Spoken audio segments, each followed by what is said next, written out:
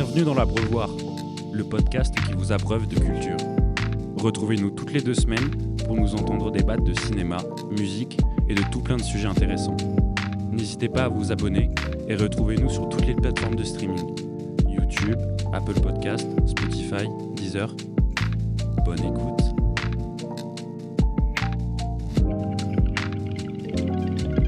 Et bonsoir et bonjour à tous ceux qui nous écoutent.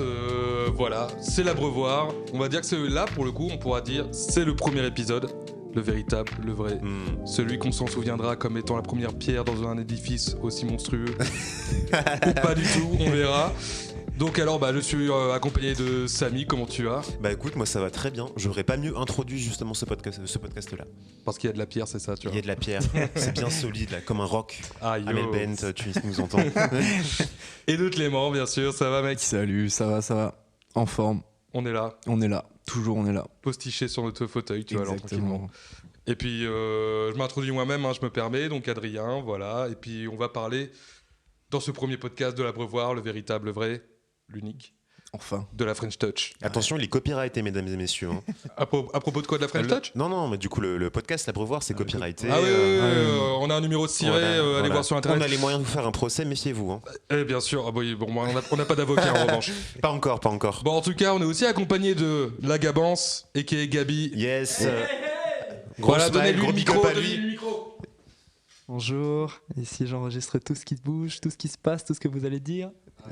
Jean Ingesson, voilà, Yes. il est important. Et je tiens à souligner qu'on est aussi accompagné finalement donc, de Julien qui est à côté de nous.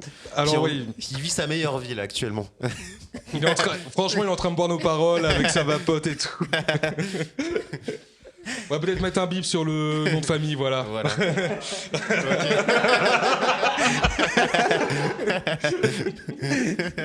Voilà, il plus soit. Voilà.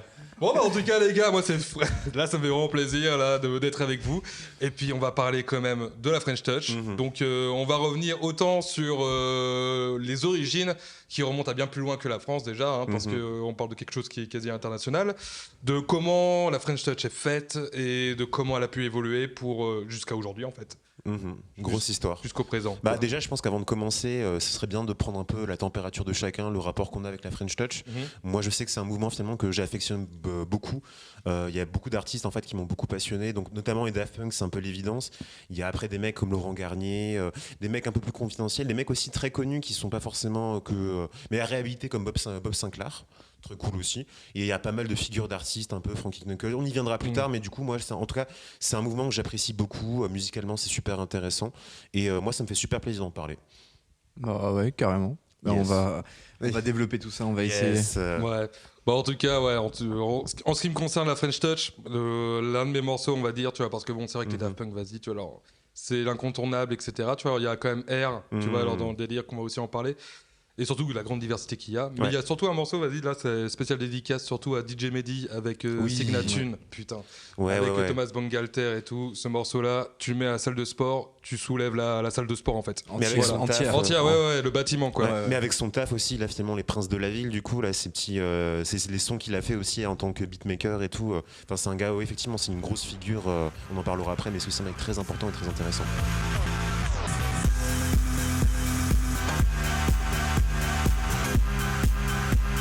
Et du coup, Samy, je te laisse en tout cas introduire un peu l'histoire. Que de pression. Ah, mais non, il n'y a pas de pression. Mais surtout, tu vois, alors l'histoire, enfin, seulement ce qu'il y a dans ta bouteille.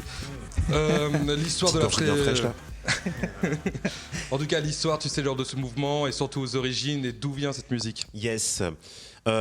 Franchement, c'est assez complexe, mine de rien, pour une musique, en tout cas finalement pour un genre musical de manière générale qui est écouté par pas mal de personnes. L'histoire de la French Touch, en gros, c'est quelque chose quand même d'assez conséquent. Et en vrai, ça commence par un truc au final assez intéressant. Alors, faut vraiment remonter. Alors, ça paraît assez incroyable de dire ça, mais il faut remonter au funk et à la disco. Parce qu'à l'époque, ça venait justement des boîtes à Chicago, finalement, dans les quartiers afro-américains, où la plupart des artistes qui se produisaient à l'époque venaient en groupe avec des instruments, donc ils faisaient effectivement c'est des groupes de funk. Et plus tard, pour les patrons de boîtes de nuit, ça coûtait cher. Des fois, ça coûtait cher, donc en gros de faire des concerts, d'organiser, voilà. De payer les gens, quoi. Payer les gens, tout simplement. Et au final, donc c'est développé tout doucement la disco parallèlement à ça. Et donc ça a été hyper intéressant parce que du coup les boîtes à rythme sont apparues et tout d'un coup finalement pour les patrons de boîtes de nuit c'était beaucoup plus intéressant finalement d'avoir un DJ qui allait donc en gros prendre des disques déjà préexistants et commencer à les remixer, en gros prendre des samples, etc. Et donc par cette évolution technologique, donc à savoir l'introduction des boîtes à rythme et donc avec l'avènement DJing, du en fait, DJing, hein. exactement, le DJing, de par ces évolutions techniques est né les balbutiements finalement de ce qu'on peut appeler la house. Et donc house du coup qui est un genre qui est étroitement lié à la French Touch. Ouais. Bah, c'est même là où j'imagine que ça a puisé les plus grandes influences, Exactement, etc. ouais. Quoi. Et donc du coup la house elle commence par quoi? Ça commence où? Et on va dire c'est quoi qui a marqué, tu vois, alors, ce mouvement? En bref, tu vois, alors, parce qu'on aura encore beaucoup à parler avec les roast beef. Ce qui est hyper intéressant finalement, donc déjà la particularité musicale en fait de la house, c'est que c'est une répétition donc de différents extraits sous forme de boucles qui reviennent assez souvent dans la musique. Donc en fait c'est une répétition genre en gros finalement qui crée un côté un peu funky qu'on retrouve, qui est très dansant. Donc ce qui a fait le succès, ce qui a fait que en fait cette musique-là s'est propagée assez rapidement dans les boîtes et donc a connu un certain succès. Là c'est pour la petite spécificité technique musicale. Et après sur les événements qui ont précipité ça, donc c'est un peu la grande précarité de la fin des années 70, début des années 80, la précarité économique, justement, donc avec une grosse période d'austérité. Et ce qui est super intéressant, c'est parce que tu parlais un peu des roast beef. Et les roast beef, ils ont contribué à un truc très intéressant par rapport à ça, c'est qu'il y a des villes comme Manchester. Alors Manchester finalement donc qui est une ville qui à la base alors pour la petite anecdote elle a prolétaire quand même, tu vois, très prolétaire, ouvrière. ouvrière, mais paradoxalement finalement c'est une ville qui a été très rapidement ouverte sur le reste du monde et qui a accueilli donc même des jazzmen américains à l'époque qui venaient des États-Unis, et donc c'est aussi une ville très musicale, donc avec le club de la Hacienda, etc. Et en fait ils ont accueilli donc pas mal d'artistes qui venaient justement des États-Unis, donc ceux de Chicago, qui ont commencé à importer la house en Angleterre. Et la précarité, je parlais de ça, de la précarité économique des années 80, donc sous Thatcher, qui était bien vénère, avec des mesures comme fermer les bars plus tôt, fermer donc les boîtes aussi finalement avec plus tôt, a développé justement les mouvements de free party. En gros, finalement, les rêves, etc. Et donc, ça a permis aussi un essor beaucoup plus global de la musique électro en Europe.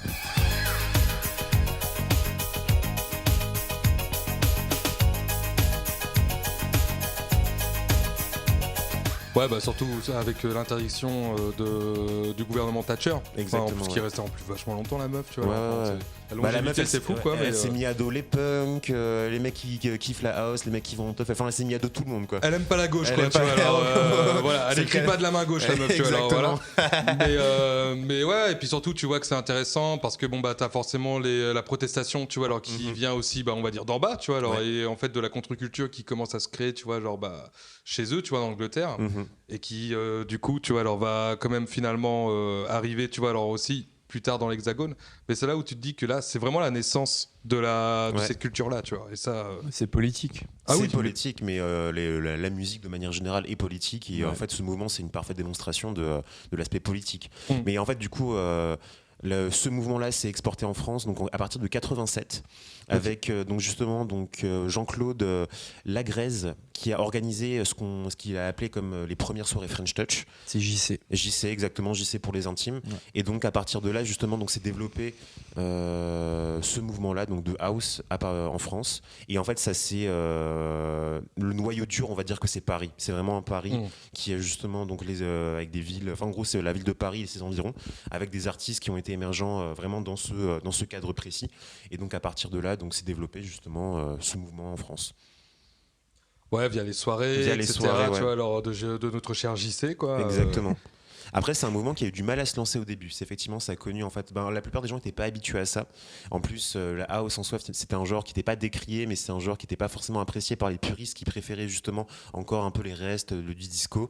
Et forcément, une innovation entraîne une petite part de résistance aussi de la part des puristes, de la part des mecs un peu attachés dans son truc. Mais voilà, ça a quand même fini par prendre la sauce. Et puis voilà, la France a connu les joies de cette musique-là. Enfin, avant de faire la sauce, il faut quand même les ingrédients. Ouais, exactement. Et du coup, tu vois, alors qu'est-ce qui fait un mouvement? C'est aussi, on va dire, c'est aussi les gens qui la composent. Et en fait, ce qui je trouve intéressant d'ailleurs, c'est à contrario, tu sais, genre par exemple en Angleterre, où c'est assez prolétaire, etc. Quand même, quand on voit les grandes têtes d'affiche de la French Touch, c'est beaucoup de Versailles en fait. Ouais. C'est des petits bourgeois. Genre, petit milieu bourgeois qui qui va chez les prolos pour leur faire l'amusement, quoi. Ouais, en tout cas, ils ont bien réussi à le faire, tu vois, alors, de manière qualitative, quoi, tu vois. Ouais, alors, donc ça, c'est vrai que ça, c'est le début des années 90, où en fait, ça a quand même commencé à vraiment être populaire. Enfin, tu vois, alors même dans les clubs à Paris, etc., ça diffusait quand même beaucoup plus de techno ou de house et tout. Et surtout, les DJ étaient beaucoup plus mis en avant. Alors qu'avant, ils étaient, tu sais, genre dans le sous-sol, limite, ils avaient juste une fenêtre, un truc comme ça, et des grilles, tu vois, alors, et puis ils balançaient la musique et tout. Donc, c'est aussi en fait dans les années 90, c'est le moment où l'électro en fait va commencer à prendre aussi le pas par rapport au rock, qui est un peu le genre dominant encore à ce moment. Après le hip-hop, c'est encore une autre particularité, on en parlera dans un prochain épisode aussi, petit teasing, voilà. Mais c'est lié, hein. C'est lié, notamment avec la pratique du DJing qu'on avait dit juste avant, et du sample. Oui. Mais du coup les années 90, c'est ce moment justement, du coup l'électro va quand même va commencer à prendre de l'essor, et le mouvement justement donc French Touch va commencer à être vraiment cartonné à partir de 95. C'est vraiment la date un peu clé justement finalement, où c'est un peu l'âge d'or entre guillemets.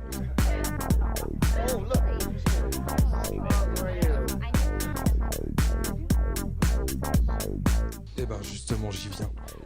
On arrive au moment où 1995, tout ce qui est DJ comme Étienne de Crécy, Bob Sinclair, on peut parler aussi un peu de David Guetta aussi dans le délire, etc. Mine de rien, ça commence à se former, tu vois. Alors, et puis t'as quand même aussi un groupe R qui commence à se fonder aussi en 95, qui d'ailleurs, enfin on considère que c'est French Touch, mais dans tout ce qui est DJing et tout, ça n'est pas du tout le cas, puisque c'est quand même un groupe, on va dire, un peu plus traditionnel rock. Et limite, c'est très intéressant aussi d'en parler, c'est les influences, parce que avant, tu sais, genre les Daft Punk, de devenir Daft Punk, c'était le groupe s'appelait Darling, et ils faisaient quoi comme musique ? Du punk. Exactement. Comme le groupe Oui Oui avec, tu sais, genre notre cher, comment il s'appelle déjà ? J'ai un petit trou de mémoire aussi. Là, je t'avoue qu'effectivement. Comment il s'appelle, celui qui a fait Eternal Sunshine ? Michel Gondry. Michel Gondry. Voilà. Oui. Qui avant, il était musicien, il était batteur, il me semble. Ouais. Donc, c'est même sûr. Oui. Voilà, j'ai des sources, monsieur. Mais d'ailleurs, justement, par rapport à une petite histoire assez rigolote, le nom de Daft Punk, c'est tiré d'un article justement anglais qui parlait de leur musique à l'époque. Et en fait, Daft Punk, ça vient donc punk, le mot punk. Et Daft, alors je sais plus exactement ce que ça dit, genre sale, non pas sale. Ouais, sale ou c'est pas un truc dépravé. Ouais, dépravé. En tout cas, finalement, c'est un article bien briton comme ça, un petit peu en mode oh là là, cette musique de punk et tout.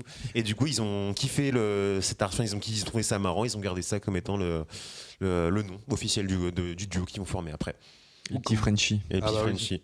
Et petite pensée quand même à ce journaliste britannique qui, je pense, n'avait pas du tout anticipé le succès de ces deux mecs. Je pense pas, non. Ouais. C'est lui qui l'a provoqué finalement. C'est ça. Il a gagné 0 thune. Il a pas mis un copyright comme nous avec l'Abreuvoir. Exactement. Il n'a plus que ses yeux pour pleurer. Ouais. Et puis en fait, ce qui est intéressant aussi, c'est que on parle autant, tu vois, genre du punk, enfin, tu vois, alors des mouvements un peu de contre-culture, tu vois, alors voilà. Mais on peut parler aussi un peu du hip-hop avec Felix Dar, qui a quand même produit STP, MC Solar pour Bouge de là, où en fait c'est intéressant parce qu'on parle quand même de personnes qui sont dans un milieu, on va dire, artistique très important, etc., qui ont des pieds dans la musique, comme Thomas Bangalter avec son père, etc. Ouais, qui a produit en fait pas mal de groupes de disco et alors peut-être de funk aussi. Ouais. D'ailleurs, il a coproduit la Compagnie Créole. Exactement, voilà. Petite. Donc après, c'est intéressant de voir ça, tu vois, alors de voir que en fait tout ce mouvement-là déjà venait de Versailles, venait de personnes qui avaient déjà un intérêt, enfin ou avaient déjà des trucs, un pied dedans dans la musique, dans la culture et tout. Donc voilà, ça on peut parler déjà de ça, tu vois. Yes. Et puis est-ce qu'on pourrait parler aussi de la musique en fait ? Yes. Tu vois, alors t'avais déjà évoqué à peu près, tu sais, genre les boîtes à rythme, etc. Tu vois, alors et on peut surtout parler des samples parce qu'il y a quand même beaucoup d'influence avec le disco et la funk comme on dit. Et puis surtout avec quand même déjà le père, tu vois, alors de Thomas Bangalter qui a produit justement des groupes de funk et de disco. Exactement, et qui même les Daft Punk qui d'ailleurs n'ont même pas crédité le padré, tu vois, alors c'est un peu ballot. Rien à foutre. Rien à branler, tu vois. Alors tout l'oseille, tu vois. Famille, je vous aime quoi. Mais qui a fait par exemple dans One More Time, c'est quand même un titre de Eddie Jones qui s'appelle More Spell on You, qui a été samplé, qui a été trifouillé, etc. Tu vois, alors juste pour donner en fait un gigatube, tu vois, alors de la French Touch. Juste un peu, tu vois. Juste un peu. C'est à peine passé dans la radio, quoi.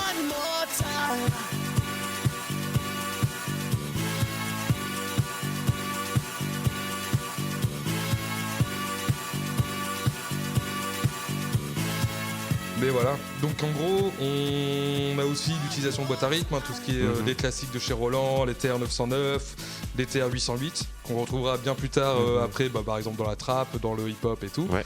Les basses, la TB 303, tu vois, alors ce qui fait un peu le son acid house, Oui, je vois etc. Tu vois, alors vraiment typique. Des synthés comme du MS-20 de chez Korg, ou même juste des basses classiques, on va dire, tu vois, l'organique, avec des cordes. Mais surtout, ce qui est intéressant, c'est que dans ce que tu dis, en fait, même très rapidement, les Daft Punk, c'est hyper intéressant de prendre ça comme exemple, parce que même leur musique, c'est aussi assez rapidement éloigné des standards un peu électro house pour arriver sur une musique beaucoup plus complexe et aussi effectivement avec des parties orchestrales finalement sur leur dernier album Random Access Memory sur certains morceaux, et il y a vraiment du coup il y a une évolution dans leur manière de produire la musique qui est beaucoup plus globale en fait, et vraiment qui reprend même presque des instruments classiques. Il y a un mélange effectivement d'influences qui est super intéressant. La recherche du plus loin, quoi. Il y a une recherche effectivement d'aboutissement, de concrétisation d'un mouvement qui est beaucoup plus large, et en fait on en vient justement avec le terme qui va finir par désigner aussi des artistes qui vont produire une musique radicalement différente les uns des autres. Ouais. Et c'est intéressant. En fait, l'exemple R, par exemple, ne fait pas du tout la même musique qu'un Laurent Garnier, ne fait pas une même musique. Voilà. Donc c'est aussi ce qui est hyper intéressant, c'est qu'au final, ça finit par donner une espèce, une toile d'araignée de plein musiciens qui font des musiques... et de découler sur plein de trucs exactement, voilà, très variés. Mais c'est hyper intéressant. Et si je dois finir pour un truc avec la musique, c'est surtout quelque chose qui est maintenant assez répandu, mais qui à l'époque ne l'était pas forcément, c'est l'utilisation du filtre. Donc est-ce que vous savez à quoi ça correspond un filtre en musique ou en DJ, etc. Eh bien écoute, on est très curieux d'apprendre. Eh ben je suis heureux que vous soyez curieux. Parce que qu'est-ce qu'on ferait sans alors, putain. Imaginez... Il connaît tout. Aïe oh. Oui baguette. oui baguette.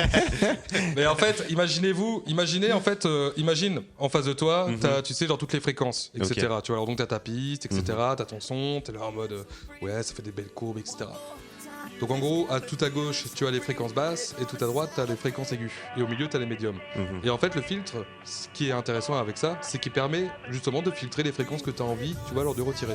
Et par exemple, quand tu as un DJ, etc., que tu as envie de faire une transition et tout, que tu as envie de garder que le kick, mais tout en gardant un peu un aspect, on va dire, rythmique, etc., quelques éléments, en réalité, tu passes un filtre. Okay. Tu vois, alors, donc tu entends le truc, tu vois, alors qui descend, puis après, tu vois, alors let's go. Ça revient, tu vois, genre, et tu as pu faire une transition, en tout cas, tu as pu créer du dynamisme dans la musique. Ok. Et donc ça, c'est pour ça c'est vraiment caractériel de la French Touch que d'utiliser ces filtres-là pour donner, tu sais, genre, soit un son un peu plus feutré, soit pour les transitions, enfin bref, il y a quand même un peu de sound design qui est derrière, et ce qui en fait rend aussi ce mouvement assez intéressant, et aussi précurseur, en tout cas, dans l'avenir avec juste les effets, etc. Ok, ouais. On va retrouver dans la musique. Voilà.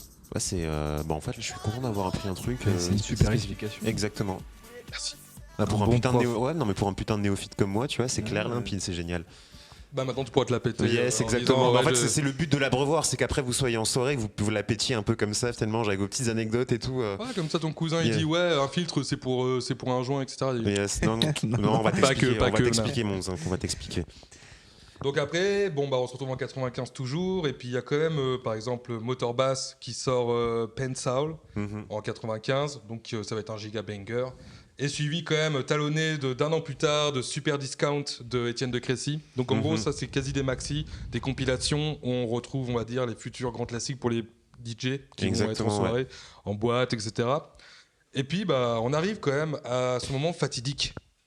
Et là, ce moment fatidique, c'est quand même le banger, le giga succès. Ultime. 98. Exact. Ah, il m'a vu venir. Je l'ai vu venir. Music sound better with you. Voilà. Avant de venir sur celui-là, j'aimerais aussi noter du coup tous les mix et toutes les parties justement, pas les featuring, mais du coup en gros toutes les soirées finalement où Jeff Miles a mixé avec Laurent Garnier.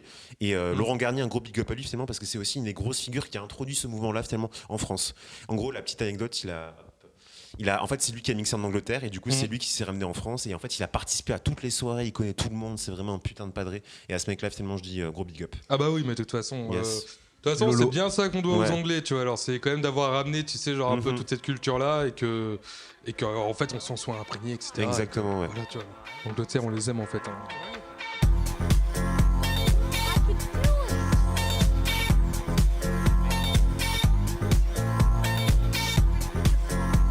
Mais voilà, donc après, forcément, sous le sillage, quand même, t'as quand même Daft Punk qui sort Homework, 98. 97. 97. Merci. Voilà. Mais du coup, tu vois, alors qui serait aussi un gros succès et qui en fait démocratisera aussi une manière de concevoir la musique, en tout cas de la produire, qui est de le faire chez soi. Donc avec le home studio, c'est-à-dire limite t'as 8 pistes, un truc comme ça, cassette, bang bang, et t'enregistres, etc. Et tu t'auto-produis. Et en fait ça c'est quelque chose aussi qui viendra beaucoup plus tard, qui se popularisera en tout cas énormément. Et surtout avec les circuits de diffusion, parce qu'à l'époque, je vous rappelle, boomer, il n'y avait pas internet. Et du coup, comment on faisait pour envoyer des disques ou en tout cas machin, c'était par la poste, etc. Ouais. Et avec des fanzines et tout. Tu vois, ou alors c'était des lieux dédiés, finalement, notamment, tu avais un disquaire donc à Paris, le Rough Trade. Alors je sais pas si je le prononce correctement, corrigez-moi les gars si jamais. Rough Trade, on dirait c'est pas mal. On dirait un accent. T'as pas un accent texan, toi Ouais, non, moi je dirais un mélange d'accent espagnol et écossais, tu vois.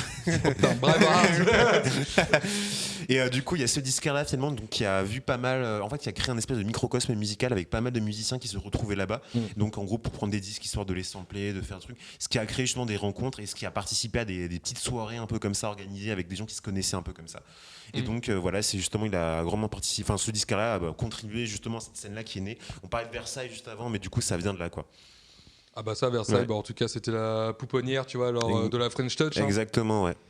Et du coup, pour revenir à ce que tu avais dit avant par rapport à Music Sound Better With You, donc c'est le tube vraiment le plus emblématique de la house et de la French Touch de manière générale, et qui a en fait ironiquement participé un peu à la seconde vague, on va dire, de la French Touch, et en fait à une forme de, alors on y viendra un peu après, mais un intermédiaire un peu. En fait, c'est la fin d'une époque et le début d'une autre, en fait. Et alors avant ça, il faut savoir que Thomas Bangalter a fait une petite tournée avec DJ Falcon. Il a mixé quelques fois, il a fait une petite pause pour des raisons de santé avant de reprendre tout doucement finalement donc la musique. Et à partir de ça, finalement, il avait produit ce morceau-là qui est un banger. Benjamin Diamond et Alan Bruns qui ont participé à ce morceau aussi. Et donc sorti en 98. Et qui a été un tube planétaire, donc il a explosé les charts. Il a été très rapidement finalement donc un succès mérité. Tellement que c'est quand même dans GTA. GTA 5, pour ceux qui s'en souviennent. Voilà. Yes. En gros, t'écoutes ce morceau, t'es quand même, tu sais, genre près de Venice Beach. Là, ouais, là t'es dans GTA là. Ah ouais, non, mais moi je m'y crois vraiment en Californie. Ouais, carrément. Avec ma vieille DS et tout. Tu vois. Yes. Et du coup, on arrive quand même à un moment où 98, là. En fait, Sounds Better With You, c'est quand même le moment où en fait c'est à la fois le plus gros succès, mais aussi le chant du cygne de ce mouvement-là. Tu vois, alors donc Clément, raconte-nous. Tu vois alors comment ça s'est passé. Après ça, on arrive doucement vers une deuxième phase, on va dire, de la French Touch, et on arrive tout doucement vers le deuxième album des Daft Punk aussi, qui en 2001 c'est Discovery du coup, qui marque un petit peu une rupture avec leur style, où c'est un petit peu moins c'est plus pop en soi. Ouais, c'est plus accessible qu'avec Homework où on sentait quand même bien la style house, etc. Ouais, c'était plus punk, on va dire, quoi. Ouais. Mais oui, donc du coup l'album Discovery, alors d'ailleurs en fait il a été composé, il me semble qu'il a été les clips ont été réalisés par un animateur japonais dont j'ai pas le nom, malheureusement j'ai oublié le nom, je l'ai en tête, mais qui a fait Albator. Ah oui, c'est pour le film. Et pour le film justement Interstellar 50 000. Je t'avoue que moi je vais pas aller dans un sujet que je connais pas. Et, du coup sur l'animation, du coup en fait là je dis un gros pardonnez-moi finalement à tous les fans de Japanimation, mais il me semble que le film s'appelle Interstellar et justement il a été réalisé par par l'animateur le principal animateur qui a travaillé sur Albator. Ouais, c'est vrai. Et d'ailleurs c'est un très bon film et du coup c'est aussi un film musical très intéressant. En mode SF quoi. Exactement, SF. Et puis après si on peut parler aussi de l'héritage de la French Touch dans le cinéma, on peut parler de ce que a pu faire aussi Thomas Bangalter en tant que musique. Il a travaillé pas mal pour Gaspard Noé par exemple, qui a aussi ce côté héritage très français dans ses films où on peut voir pas mal de drapeaux français. Un petit drapeau tricolore un petit peu partout par là. Mais tu parles du coup de Climax du coup. Climax, il a aussi travaillé sur Irréversible, Enter the Void. Ouais, la BO d'Irréversible est faite par Thomas Bangalter. Alors, petite parenthèse, elle est très étrange par rapport à ce qu'il a produit. C'est aussi une espèce de boucle en fait, qui revient un peu comme ça, mais c'est beaucoup plus agressif et c'est un truc beaucoup plus vénère. Assez lourd. Assez lourd et ça restitue bien l'ambiance angoissante et pesante justement du club un peu où il descend progressivement les marches et tout. Carrément. Puis après, on a aussi le petit Michel Gondry. Ah bah, Yes. le petit, le grand Ouais, plutôt. le grand Michel. On y revient, où en fait, après avoir fait la musique et tout, il est parti dans la réalisation de films. Ouais, aussi de clips, hein, Run de the clips, World. On the World, surtout, c'est tu vois, lui. alors. Ouais, carrément. Et puis après, il a fait ses films. Et sinon, on peut aussi parler de Monsieur Oiseau. Quentin petit Dupieux. Quentin Dupieux, qui lui a commencé en tant que sous le nom de Monsieur Oiseau pour après garder son vrai nom et faire des films aussi. On peut aussi parler par exemple de Sofia Coppola qui a utilisé la musique de R dans des films comme Virgin Suicide ou de... cet extrait, je l'ai en tête, il est génial. Ouais. Elle a d'ailleurs, qu'à part, elle a petite amie d'Apex Twin aussi dans le film avec Kristen Dunst qui te parle de Marie-Antoinette. Ouais. Voilà, c'est aussi petit aparté. Ou Sébastien Tellier aussi. J'attendais. Avec Fantino, Ouais. etc. Et où, vas-y, on continue avec un peu la French Touch, mais où il a aussi, c'est Guy Manuel de Monte Cristo, qui a produit en partie, voire beaucoup, Sexuality, sorti en 2007 du excellent Seb. album. Trop bien, gros banger. Mais d'ailleurs, c'est intéressant que tu dises ça parce que, en fait, là, sur tous les artistes que tu viens de citer, c'est comme j'avais dit un peu un peu plus loin dans le podcast, c'est des artistes qui musicalement ont fini par avoir un peu ne se ressemblent pas vraiment, enfin vraiment une identité bien marquée, et du coup ça explique aussi en partie le fait qu'aujourd'hui la French Touch, en tout cas le terme French Touch est tombé en désuétude, et est devenu galvaudé extrêmement, c'est un peu mainstreamisé. Je sais pas, j'ai inventé un terme. Le business qui rentre trop là-dedans et un mouvement qui s'essouffle. À tel point qu'aujourd'hui, par exemple, même les gens qui sortent de la tech, tu sais, l'univers de la tech, tu sais, en fait, des boîtes un peu françaises, c'est French Touch. C'est French Touch, le mot il est resté pour ça. Un peu ringardisé. Mais en même temps, tu vois, c'est quand tu regardes un peu, parce que je trouve que dans l'histoire de la French Touch, il y a un souci, c'est qu'en fait, on parle pas d'un style, mais on parle surtout d'une géographie. Ouais. Et en fait, c'est comme, par exemple, on parle de Britpop, on parle de Krautrock, tu vois, alors du côté allemand, etc.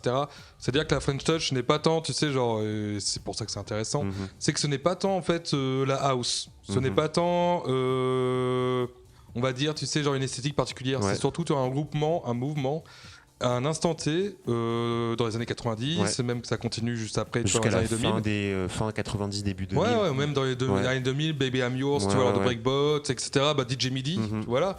En fait, la French Touch est une catégorie qu'on a donnée, on va dire facilement, par des critiques anglais, encore eux. Après les Daft Punk, ils aiment bien franciser les trucs. Au moins, franchement, on n'a pas eu Krautrock, Choucroute Rock. Je trouve que ça va, tu vois, le mépris, il a pas été là, tu vois. Mais tout ça pour dire, en fait, la French Touch, c'est juste la culture d'un instant T en France où ça s'est exporté internationalement. Il fallait qu'on catégorise ça absolument pour que ça se vende, comme d'habitude. Tu vois, genre c'est une question de vente aussi, tu vois. Et finalement, ça a bien marché. Ça a été même quasi un braquage dans le délire quand il réfléchit. Ça a été en fait une occasion de rayonnement culturel à l'international des artistes français. Aujourd'hui, quand tu vois, il y a pas mal de beatmakers en fait aux États-Unis qui sont des artistes français et qui ont été dépêchés par en gros des rappeurs, pas mal d'artistes là-bas. Parce que maintenant, aujourd'hui, être français, c'est devenu une marque de prestige quand tu parles justement de cette culture musicale à l'époque. On parlait aussi des DJ avant, genre Bob Sinclair ou David Guetta. C'est des Français, tu vois. Ouais, c'est des Français. Et aujourd'hui, ils travaillent avec du coup pas mal de rappeurs là-bas. Et en gros, à Los Angeles, c'est vraiment des mecs. Ils font partie des gens les plus réputés avec qui il faut impérativement travailler pour faire des sons. Les Black Eyed Peas, en fait, ils se sont pas trompés avec David Guetta, donc clairement. Yes. Et en même temps, ça permet de mettre un peu l'église au milieu du village. Exactement, de rappeler justement finalement l'importance culturelle en fait du rayonnement hexagonal, quoi. Ça, les Anglais, ils aiment bien faire. Ils l'ont fait avec les Daft Punk, ils l'ont fait avec Edith Piaf. C'est it's so French. It's so French. So French. Oui, baguette. Yes, il manque plus que la baguette, le béret et la marinière. Là, mais ça, vraiment... là, ils adorent. Yes. Les clichés, tout ça. Mais nous aussi, on aime bien les clichés des Anglais. On aime bien. La bière. Les pubs. Les pubs. Yes. Les dents du prince Charles, voilà. Yes. Bon.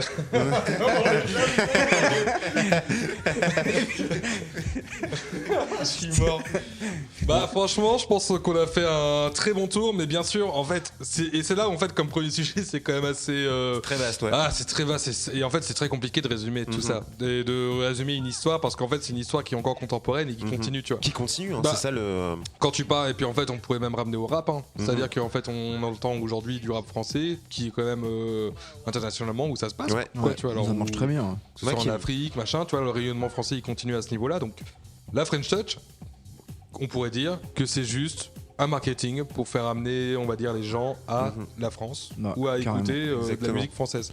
Mais d'ailleurs, en fait, en vrai, le fait que ce soit les Anglais qui ont nommé cette chose, enfin, qui ont nommé ce mouvement comme ça, c'est pas étonnant et surtout, ça fait un peu écho justement dans les années 90 avec la Britpop, où eux-mêmes, en fait, ils avaient commencé avec un regroupement de groupes. À Manchester aussi. Manchester et tout, et du coup, en fait, en vrai, ils ont cette habitude justement de, comme tu l'avais dit juste avant, de faire une espèce de regroupement géographique pour désigner un mouvement, et donc c'est typiquement anglais, ça. Bah, pour les tabloïds et tout. Exactement, ouais. Entretenir un peu des rivalités, faire le people un peu, donc c'est ça. À part que nous on a eu la chance, on n'a pas eu, tu sais, genre le Blur Oasis Yes, et Daft Punk. ça m'aurait fait marrer, franchement, ça m'aurait tu fait marrer, franchement, une battle comme ça, genre, je sais pas quel artiste en fait de la French Touch, moi, je sais pas, un petit Frankie Knuckles versus, allez, un Thomas Bangalter versus, un petit versus entre les deux, quoi. Bon, après on sait très bien c'est qui gagnant. Yes. Ah là là. Drop the mic. Drop the mic. Bah, si tu le fais vraiment, le micro est pété là. Et ben je reçois un smiley qui veut dire oh là là mais il est magnifique. Ça veut dire qu'il faut qu'on termine tranquillement. Bah en tout cas franchement je trouve qu'on a plutôt bien résumé. Ouais. Bon désolé si ça a été un peu fouillis. En réalité c'est très compliqué d'aborder ce sujet en un temps aussi court. Mais voilà, donc on vous a quand même aiguillé vers ce style-là, vers ce genre, vers cette musique, et on espère que peut-être, de toute façon, on va peut-être en parler avec les Daft Punk, parce que ça mérite, pour moi, ça mérite véritablement un épisode. Exactement. Et peut-être qu'on verra ça. Par rapport à ça, finalement, on va réaborder de toute façon donc la French Touch et cette musique, enfin ce genre musical, par des podcasts qui sont consacrés à des artistes, donc qui font partie de cette mouvance-là. Donc voilà, on réabordera un peu cette thématique-là. Rassurez-vous, ne vous inquiétez pas, on n'a pas fini de parler de ça. Alright, exactement. En tout cas, merci les gars. Merci à toi, mec, ça a vous. été un vrai plaisir d'être là. Hein. Bah oui, carrément. Allez, chin. Pour cette première. Magnifique. Heureusement que vous n'avez pas les images. Ouais, putain, c'était beau. Mais en tout cas, on a réveillé Julien. En tout cas, si vous avez aimé ce podcast et que vous voulez connaître la suite, n'hésitez pas à vous abonner en tout cas, tu vois, à la chaîne. Et puis on se revient très bientôt. Ouais. On se reverra bientôt. Ouais, et puis, suivez-nous. Suivez-nous sur les réseaux, suivez-nous effectivement donc sur les plateformes où sera diffusé ce podcast et profitez et puis faites-vous plaisir. Et écoutez de la musique parce qu'il y a que ça de vrai dans la vie, quoi. Et je finirai sur du coup la phrase qui résume bien l'esprit, l'Abreuvoir, le podcast qui vous abreuve de culture. Waouh, c'est beau, Voilà. c'est beau. C'est beau. Quel homme.